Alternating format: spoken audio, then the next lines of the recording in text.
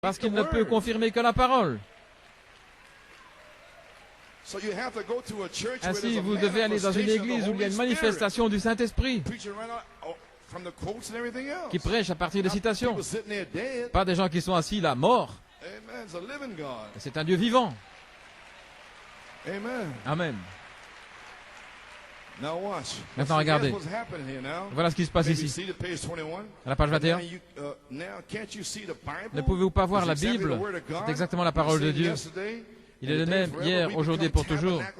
Nous devenons les tabernacles du Saint-Esprit qui est Christ. C'est la véritable semence. Alors, regardez. Si le véritable Saint-Esprit, la dernière pluie, la dynamique, la pierre de fête, entre dans la véritable semence de la parole, elle ne va pas accepter une partie, regardez ceci, parce que le diable utilise cela. Le diable peut utiliser 99,9 et laisser un petit minuscule, un petit rien du tout. Oui, il utilise tout, sauf cette petite partie-là. Vous devez prendre tout, chaque parole, parce qu'il n'est pas la moitié. Dieu est tout. Et voilà ce qu'il faut. Oh, gloire à Dieu. Et avant d'avoir ce réveil, Dieu doit appeler des hommes formés qui transportent ce message, peu importe l'opposition. Ils sont prêts à entrer dans la fournaise ardente ou la fosse au lion, où que ce soit. Ils sont prêts à entrer là parce qu'ils se sont trouvés dans la présence de Dieu et ils savent qu'il est là, et que ce soit dans la défaite ou la victoire, ils demeurent les mêmes. C'est le genre de formation que Dieu donne à ces hommes. Il est très étrange que Dieu fasse cela, qu'il forme ces hommes comme cela, mais il le fait. Vous savez, nous avons un chant qui dit « Certains par les flots, certains par de profondes épreuves, mais tous par le sang. » Dieu conduit son peuple par de grandes épreuves pour les purifier. Parfois, il faut des années pour le faire. Et je crois que maintenant même, Dieu est en train de former de tels hommes pour rencontrer, pour aller à la ligne de front, des hommes qui vont traverser les lignes et qui vont, et parfois il semble que tout s'écroule à leur côté, mais en face de tout, ils savent que le Dieu vivant, gloire à Dieu, est là, et ils gardent leur visage fixé vers l'avant, et ils vont de l'avant. Alléluia.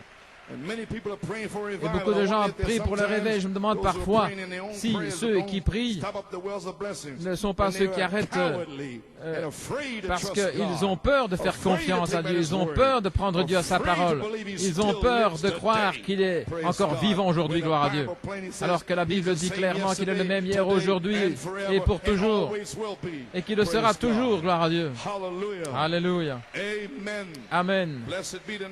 Béni soit le nom du Seigneur. Ainsi nous remercions Dieu. Quelle est la promesse pour notre âge? Une épouse parole parlée. Croyez-vous ce que le prophète a dit? Un nouveau livre des actes, croyez-vous cela? Les mêmes signes, la même vie, les prodiges manifestés dans cet âge ici, car le royaume de Dieu n'est pas en parole mais en puissance. Pas parole, parole, parole, la mécanique, mais la mécanique et la dynamique ensemble manifestées dans cet âge-ci. C'est le temps de la manifestation. Le fruit est sur la vigne. Amen. La manifestation du Saint-Esprit opérant dans ses enfants, c'est la semence. Gloire à Dieu. Vous pouvez vous asseoir. Maintenant, ministre qui ni la puissance de Dieu, vous ne pouvez pas continuer comme ça, frère, la parole, la parole, la parole. Mais la manifestation sera l'interprétation, le feu va descendre du ciel, gloire à Dieu. Amen. Ce qui est véritablement le message de Malachie 4, la manifestation sera l'interprétation de ce que le message de Malachie 4 est. Ainsi maintenant, vous comprenez pourquoi Dieu doit appeler et former des hommes pour transporter ce réveil et former ces hommes par la parole et également par l'esprit afin d'avoir ce réveil. Dieu doit les appeler et les former. Des hommes formés par Dieu pour transporter le message. Voilà la sorte de formation que Dieu a. Alors il dit à ces hommes, à la page 9, Dieu veut que ces bergers nourrissent son troupeau.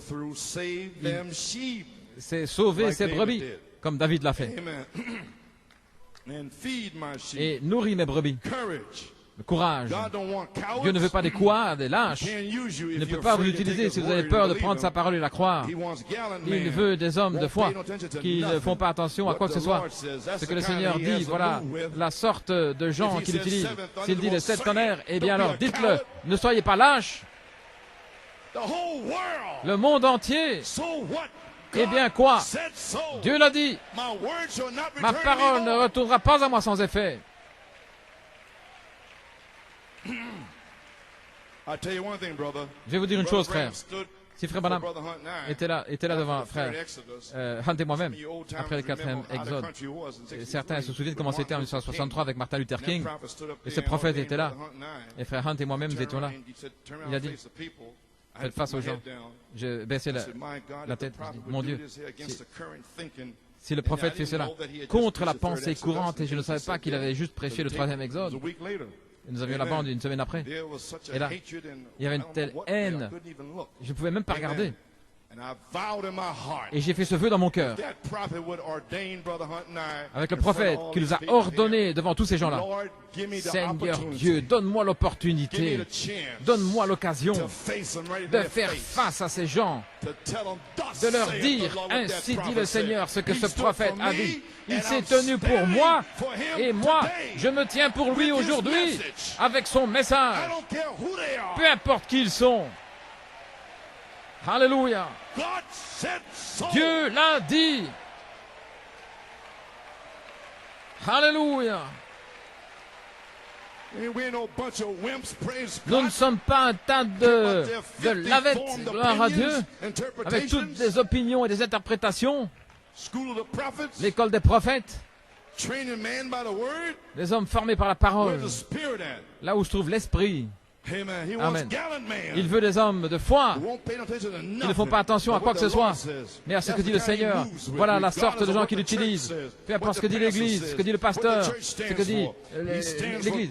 Nous nous tenons pour Dieu et sa justice, pour sa parole. Voilà l'homme que Dieu va utiliser aujourd'hui pour son réveil. Voilà pourquoi les gens prient. Il veut des hommes comme Paul. Amen. Qui font face à Pierre. Paul, il se considérait comme un meurtrier là, lorsqu'Étienne avait été tué. Est-ce correct? Et des années plus tard, Paul était là. Et voici que viennent certains juifs, des dignitaires. C'était même pas des ministres, des frères qui venaient là, vers les apôtres. Ils étaient venus à Antioche. Il y avait là des gens des nations. Et là, Pierre était là, avec des juifs. Ils avaient abandonné la loi. Et puis ces juifs voulaient garder la loi. Et alors, le matin suivant pour le petit déjeuner, Pierre n'était pas là. Mais peut-être qu'il jeûne. Amen. Puis il est venu à midi, et Pierre n'était pas là. Et Barnabas était aussi. Mais qu'est-ce qui se passe? Et puis est venu le soir. Et ces dignitaires, ces juifs, ces grands hommes, dans le message, ils disent qu'ils doivent garder la loi. Paul a dit quoi? Ainsi par révélation est allé à Jérusalem. Il a dit, toi, un juif, et tu ne gardes pas la loi, et tu veux forcer ces gens des nations à garder la loi? Paul s'est tenu là contre cet apôtre. Il s'est tenu seul. Si Dieu vous appelle, restez là, seul. Ami ou pas d'amis, mais dites la vérité. Frère Branham s'est tenu seul. Et le prophète m'a ordonné, gloire à Dieu, et je prêche ce message. Et je me tiendrai seul si c'est nécessaire.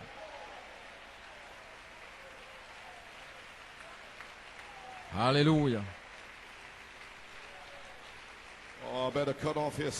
Oh, je ferais mieux d'abréger ici quelque part. Dieu ne veut pas des lâches. Ok. Eh bien, avançons ici avec Élisée. 2 Rois. Gilgal, il y avait 3 endroits.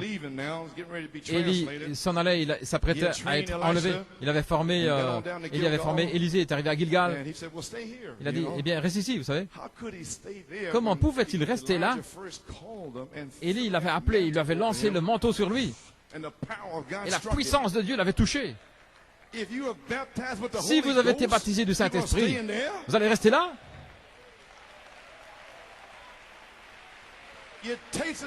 Vous avez goûté à la puissance du manteau. Alléluia. Reste là à Bethel. Il y a 50 écoles des prophètes là. Il dit, comme le Seigneur Dieu est vivant et que ton âme est vivante, je ne te quitterai pas. Alléluia. Amen. Il est OK. Et il a dit, reste là, je vais à Gilgal. Le Seigneur m'appelle. Il a senti la puissance du vêtement sur lui. Il a dit, le Seigneur est vivant et que ton âme est vivante. Je ne te quitterai pas. Et ça continue comme ça. Et il a dit, je sais où je vais. Je sais ce que je fais. Ils ont continué jusqu'à Gilgal, c'est qui est l'endroit de la confession.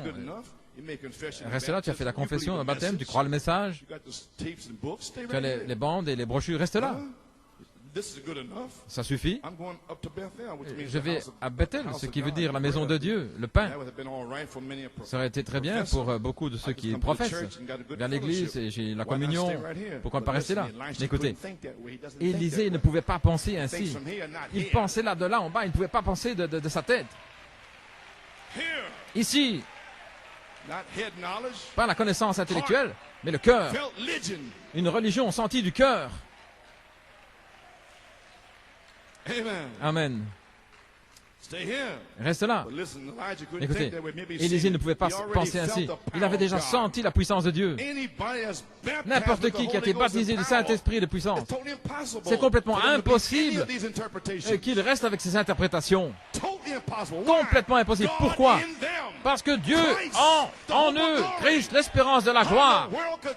Alléluia. Comment Christ peut-il être en vous, être dans le prophète, et dire le septième dans la foi, et puis mettre une interprétation?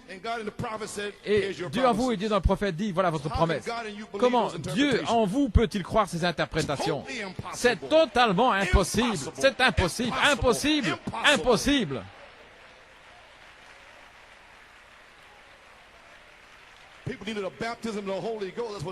Les gens ont besoin du baptême du Saint-Esprit. Voilà ce dont ils ont besoin.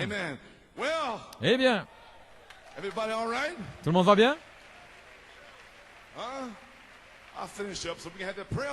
Je vais terminer. Nous allons avoir la ligne de prière. Mais je suis en train de saluer les ministres. Amen, les ministres, je vous salue. Les hommes appelés par Dieu, vous êtes tenus là. Vous êtes tenus là dans ma dénomination. Voilà ce qu'ils disent de toute manière, la dénomination des septenaires. Ils vont le découvrir quand le boycott arrivera. Gloire à Dieu. Oui, monsieur. Ne vous inquiétez pas de cet épouvantail. Les haricots sont bons.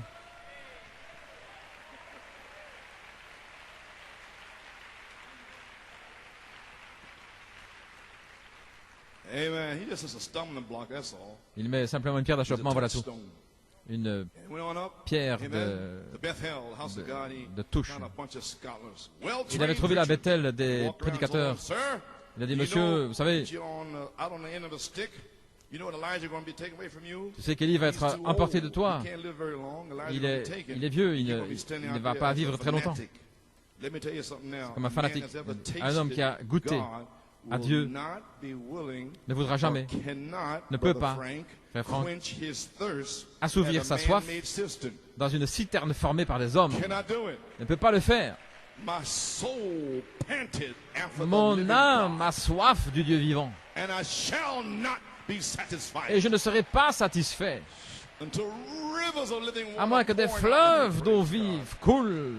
Alléluia.